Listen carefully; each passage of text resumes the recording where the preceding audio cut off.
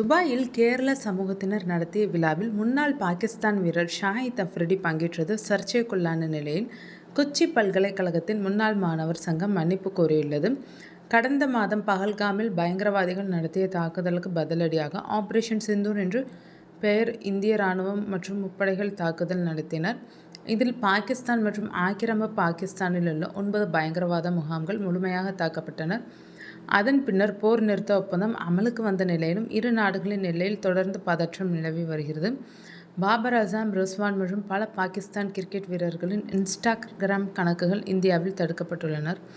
இதற்கிடையே பாகிஸ்தான் முன்னாள் கிரிக்கெட் வீரர் ஷாஹித் அஃப்ரிடி இந்தியாவிற்கு எதிராக பாகிஸ்தானை அதிரடி தாக்கல் நடத்தி வெற்றி பெற்றதாக கருத்து தெரிவித்து வருகிறார். மேலும் கராச்சியில் அவர் நடத்திய வெற்றி பேரணியும் சர்ச்சையானது. தொடர்ந்து பாகிஸ்தானுக்கு எதிராக நடவடிக்கைகளை இந்திய அரசு எடுத்து வரும் நிலையில் மைசூர் பாக் கூட பாகிஸ்தான் எதிர்ப்பு காரணமாக மைசூர் ட்ரீ என பெயர் மாற்றம் செய்யப்பட்டது கவனம் பெற்றது. இந்த நிலையில்தான் துபாயில் உள்ள கொச்சின் பல்கலைக்கழக பிடெக் முன்னாள் மாணவர்கள் சங்கம் நடத்திய விழாவில் பாகிஸ்தான் முன்னாள் கிரிக்கெட் வீரர் அஃப்ரிடி மற்றும் உமர்குல் கலந்து கொண்டது சர்ச்சையானது.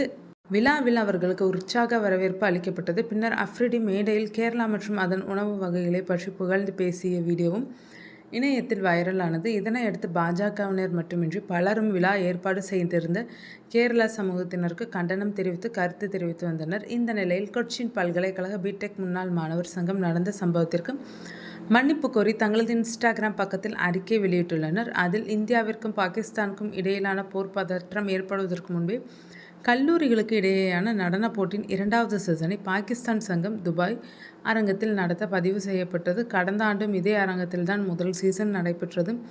இந்த நிகழ்வானது வெளிநாட்டில் வசிக்கும் கேரளா சமூகம் மற்றும் நமது நாட்டின் கலாச்சாரம் உள்ளடக்கிய உணர்வை பேணுவதற்கான ஒரு பகுதியாக நடத்தப்படுகிறது. நிகழ்ச்சி நடைபெற்ற 25ஆம் தேதி சமயத்தில் போர் பதற்றங்கள் ஏற்கனவே தணிந்திருந்தனர்.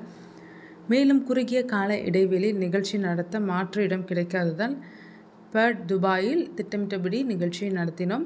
இந்நிகழ்ச்சி நடைபெற்ற அதே நாளில் மற்றொரு நிகழ்விற்காக அஃப்ரிடி உள்ளிட்ட கிரிக்கெட் வீரர்கள் பிஏடி அரங்கத்திற்கு வந்திருந்தனர். அதன் தொடர்ச்சியாக எங்களது நிகழ்ச்சி நிறைவடையும் நேரத்தில் அஃப்ரிடி எந்தவித முன்னறிவிப்பும் இன்றி மேடைக்கு அழைத்து வரப்பட்டார். எங்கள் ஏற்பாட்டு குழுவோ அல்லது முன்னாள் மாணவர் உறுப்பினர்களோ யாரும் அவர்களை அழைக்கவில்லை என்பதை நாங்கள் திட்டவட்டமாக கூற விரும்புகிறோம்.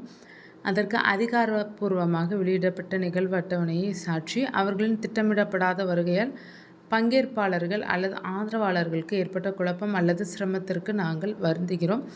இந்த எதிர்பாராத நிகழ்வினால் ஏற்பட்ட மனக்கசப்புக்கு நாங்கள் ஆழ்ந்த வருத்தம் தெரிவிக்கிறோம். இது தொடர்பாக ஒவ்வொருவரிடமும் நாங்கள் மனதார மன்னிப்பு கேட்டுக்கொள்கிறோம் என அதில் தெரிவிக்கப்பட்டுள்ளது.